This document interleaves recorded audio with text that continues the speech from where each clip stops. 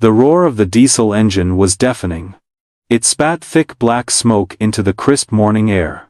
A rusted yellow bulldozer crawled forward over the rough gravel. Its massive steel blade stopped just 3 feet from the fragile wooden porch of the small schoolhouse. Vance, a heavy-set man with a thick gold chain resting on his sunburned neck, spat a wad of tobacco onto the dirt. "This shack comes down tomorrow morning," he shouted over the idling engine, pointing a fat, grease-stained finger at the young teacher standing on the porch. "I don't care where you take these poor kids, Elena. This whole valley is a rock quarry now. Get lost." Elena stood her ground.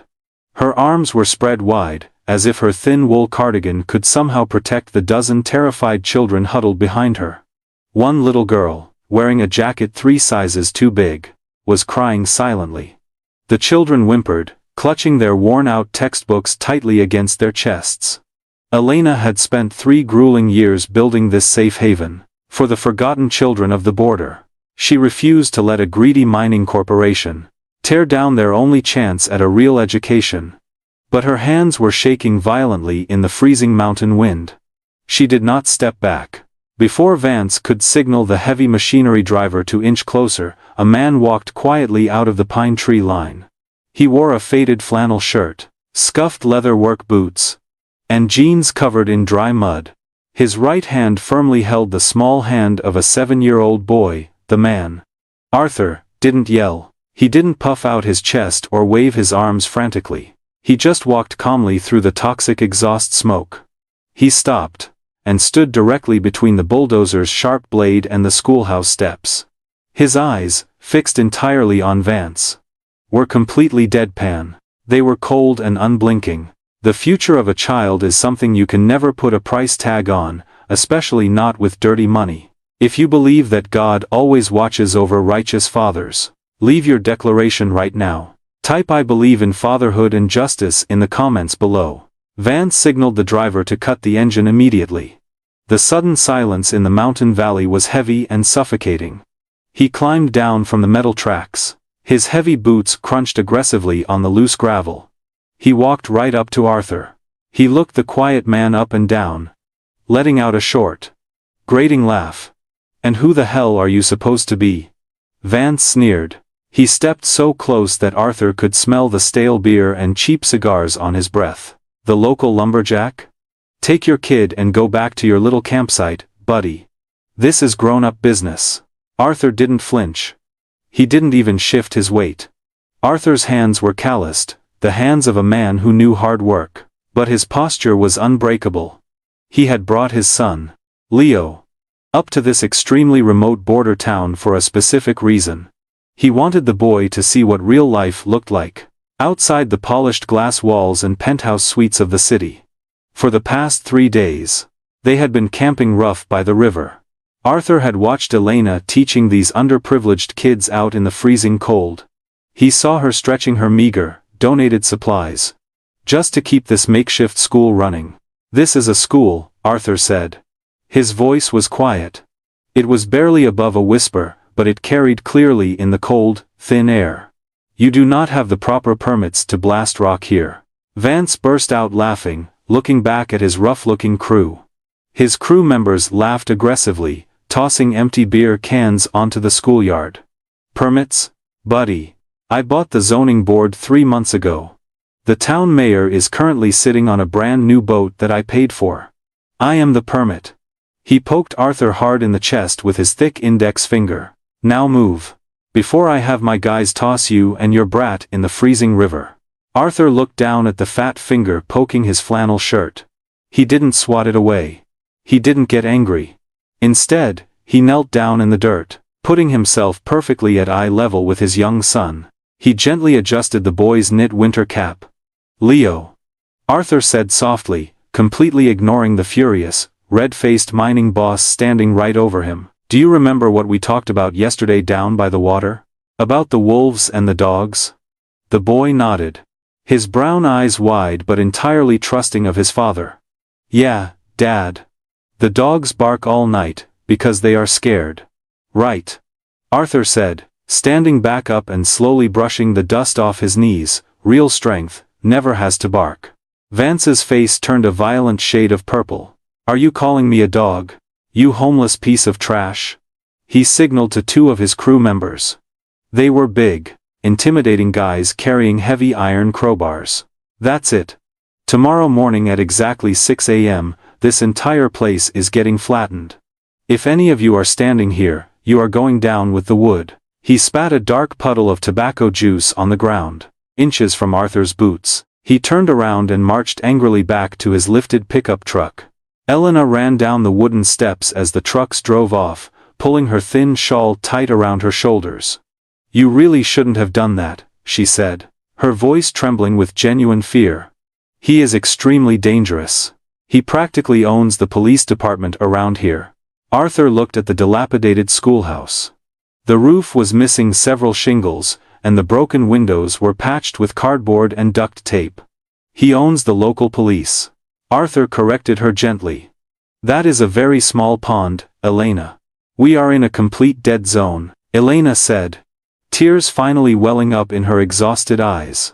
"There is absolutely no cell service up here. The nearest landline is in the county office 40 miles away. By the time I get down there to beg for help, this school will be nothing but rubble." Arthur just nodded slowly. He didn't offer any empty, comforting words. He simply walked over to his old, battered hiking backpack leaning against a tall pine tree. The night in the mountains was restless and freezing. Elena stayed awake with a heavy flashlight, constantly watching the dark dirt road. Arthur set up a small, warm campfire. He sat roasting marshmallows and making s'mores with Leo. He acted as if they were just on a normal, relaxing weekend getaway. His unnatural, absolute calm made Elena even more anxious. How could a man with nothing be so fearless? At exactly 5:45 a.m., the ground beneath their feet began to shake violently. The morning mist clung to the trees, making the approaching bulldozers look like mechanical monsters. Vance wasn't bluffing. 3 massive bulldozers, an excavator, and 2 heavy-duty pickup trucks rumbled down the narrow mountain pass. Vance jumped out of the lead truck, holding a rolled-up piece of official-looking paper. "Time is up," Vance yelled through a loud, crackling plastic megaphone. "Clear the property right now. We are blasting the rock in exactly 20 minutes." Elena grabbed her cheap smartphone out of habit, staring desperately at the cracked screen. "No service. Still no service," she muttered, sheer panic finally taking over her body. She looked at Arthur, pleading. "We have to run into the woods. Please. Get your son out of here before they hurt him." Arthur didn't run. He didn't even flinch. He reached deep into his faded canvas backpack. He bypassed the camping gear, the trail mix, and the plastic water bottles. From a waterproof, heavy-duty black case at the very bottom, he pulled out a device. It looked entirely out of place in his rough, dirt-stained hands. It was a satellite phone. It was heavy, military-grade, with a thick antenna. The screen glowed a bright, piercing blue, showing a direct, unbreakable connection to a low-orbit satellite network. Arthur pressed a single button on the side of the heavy device. A soft beep echoed in the quiet morning air, signaling a secured connection. Vance saw the strange device from a distance and paused. He slowly lowered his megaphone. For a split second, a flash of genuine confusion crossed his arrogant face. When evil thinks it has already won, that is exactly when true power begins to rise. If you are holding your breath waiting for this tyrant to get exactly what he deserves, make your voice heard one more time. Type, "I believe in fatherhood and justice" in the comments below. Arthur dialed a short, highly secure sequence of numbers. He did not wait for an assistant or a secretary to answer the line. He bypassed every normal corporate channel and connected directly to the Federal Zoning Commission and his own executive board. "This is Arthur. I need an immediate, total freeze on Sector 7. Quadrant 4. Revoke local mining permit number 42. Send the federal legal team and the marshals to my exact GPS coordinates. Immediately." He hung up the device and slid the heavy phone back into his worn canvas backpack. Vance stared at him for a long, silent moment. Then, The large man doubled over. In a fit of booming, obnoxious laughter. A satellite phone? Are you actually kidding me right now? Who did you just call? Buddy. The President of the United States. Batman? Vance wiped a fake tear of amusement from his bloodshot eye. You homeless bums are getting really creative with your little toys these days. He turned his back on Arthur, waving his hand dismissively at his heavy machinery operators. Fire up the dozers. Run this pathetic clown over. If he refuses to move. The deafening roar of the heavy machinery returned, shaking the loose dirt beneath their boots. Elena screamed in sheer terror, trying to run forward, to pull Arthur and his young son out of the way. Arthur simply held up his free hand toward her, a silent signal for her to stay exactly where she was. He calmly looked down at his cheap digital watch. Any second now. Arthur whispered reassuringly to his son. Leo just smiled back, squeezing his father's rough hand with absolute, unwavering trust. The massive steel blade of the first yellow bulldozer was less than 5 feet away from Arthur's chest. Suddenly, a completely new sound pierced through the heavy, toxic diesel engines. It was a rhythmic, powerful chopping sound, echoing aggressively off the steep canyon walls. The tall pine trees began to whip back and forth violently, in a sudden, unnatural wind. Vance looked up at the sky, shielding his eyes from the intense downdraft and flying debris. 2 massive, sleek black helicopters crested the snowy mountain peak. They were not local news choppers or standard police vehicles. They bore the distinct, gleaming silver logos of the federal government and a multinational telecommunications conglomerate. The helicopters descended rapidly into the valley, kicking up a massive, blinding cloud of dust and gravel. Vance frantically signaled his drivers to cut their engines, his mouth hanging wide open, in sheer disbelief. Before the massive rotors even fully stopped spinning, the side doors slid open simultaneously. A dozen men and women, dressed in sharp, expensive tailored suits, stepped out onto the dirty ground. They were heavily flanked by 4 armed federal marshals, wearing tactical gear and stern expressions. Vance puffed out his chest, desperately trying to maintain his dying authority in his small town. Hey, you cannot legally land those things here. This is private, officially permitted mining property. Vance shouted, marching aggressively toward the lead federal marshal. The marshal completely and utterly ignored him. The entire group of high-powered executives and federal agents walked straight past the angry, sweating mining boss. They marched purposefully through the thick dust, heading directly toward the dilapidated wooden school porch. They stopped abruptly, in front of the quiet man wearing the dirty flannel shirt and scuffed boots. In perfect, respectful unison, the entire group bowed their heads slightly. Mr. Chairman, the lead corporate lawyer said, his voice trembling slightly, with profound respect. We have secured the entire mountain perimeter, and executed the federal emergency injunction, just as you ordered. Vance dropped his plastic megaphone, in pure shock. It hit the rocks with a hollow, pathetic thud that echoed in the sudden silence. His chubby face drained of all color, turning a sickly, pale shade of white. Elena gasped loudly, covering her trembling mouth with both of her hands. The children peeked out from behind her legs, their innocent eyes wide with absolute wonder. Chairman? Vance stammered wildly, his voice cracking and squeaking, like a terrified child. Chairman? Of what exactly? The lead corporate lawyer turned slowly to look at Vance. He adjusted his expensive wire-rimmed glasses with a look of absolute, unfiltered disgust. You are currently attempting to run over Mr. Arthur Sterling, the founder and majority shareholder of Global Nexus Telecommunications. He personally owns the satellite network that your entire mining crew relies on. He owns the encrypted data centers that process your offshore bank accounts. And as of exactly 10 minutes ago, he officially purchased the parent company that issued your local mining lease. Arthur stepped forward, his posture unchanged, his voice still terrifyingly calm and level. I told you yesterday. Vance. Real strength never needs to bark. If you believe that absolute power should always be used to protect the innocent, leave your mark. Type I believe in fatherhood and justice in the comments below. The federal marshals moved in swiftly and without mercy.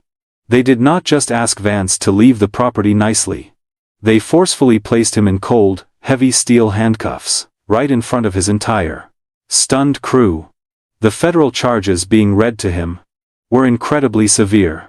Extortion, systemic bribery of local officials, and the attempted destruction of a registered educational facility. His loyal crew members wisely dropped their heavy iron tools and immediately ran to their pickup trucks, completely abandoning their boss. Vance was violently shoved into the back of a black federal SUV, his thick gold chain tangling awkwardly around his sweaty neck. He was openly weeping, begging loudly for a second chance that he absolutely did not deserve. Arthur did not even bother to watch the pathetic man leave the valley. He turned his attention back to the massive yellow bulldozers left idling in the dusty schoolyard. Arthur looked at the frightened, confused children, and then at Elena, who was still completely frozen in shock. "Well," Arthur said, a genuine, warm smile finally breaking across his rugged, weather-beaten face. "Since we already have all this incredibly heavy construction equipment right here, and the ground is already perfectly leveled out for us, we might as well start pouring the concrete for a brand new, permanent school." Arthur knelt down in the dirt and gently picked up one of the children's torn, muddy textbooks. "A school that will never, ever be torn down by anyone." He handed the book back to the little crying girl, softly wiping a dirty tear from her cheek. Arthur used his entire global empire, not to crush his enemies, but to fiercely protect the fragile dreams of these forgotten children. If you believe that kindness is the ultimate display of true wealth, type it out loud. Type I believe in fatherhood and justice in the comments below. 6 months later, the freezing, desperate mountain valley was completely unrecognizable. The rotting, dangerous wooden shack was completely gone. In its place stood a beautiful, state-of-the-art educational facility, built from rich, warm cedar and reinforced steel beams. A sleek, high-tech satellite dish mounted on the sturdy roof provided free, lightning-fast internet to the entire mountain range. The children were no longer shivering in oversized, donated coats. They were sitting comfortably in warm, bright classrooms, typing eagerly on brand-new laptop computers. But the biggest, most important change was not the modern building itself. It was the beautiful family that had been carefully built inside of it. On a crisp, sunny Saturday afternoon, the pristine schoolyard was decorated with simple, elegant white flowers. Arthur, wearing a sharp but incredibly understated dark suit, stood at the front of the green lawn. Leo stood proudly right beside him, holding a small velvet pillow with 2 gleaming golden rings. Elena walked gracefully down the makeshift aisle, radiating pure joy and profound peace. She had found a man who did not just talk loudly about protecting the future. She had found a devoted father, who proved it with every single, quiet action he took. They exchanged their vows right there, on the exact spot where the bulldozer had once threatened to destroy absolutely everything. Knowledge is the brilliant, warm light that chases away the darkest shadows of human greed. Fathers who plant seeds of courage and deep love will always harvest incredible miracles for the next generation. Hit that subscribe button right now to join our growing community. Help us warm millions of hearts and share these powerful stories of healing every single day. And right before you go, please do not forget to leave your permanent mark on this video. Type I believe in fatherhood and justice. We will see you all in the next incredible story.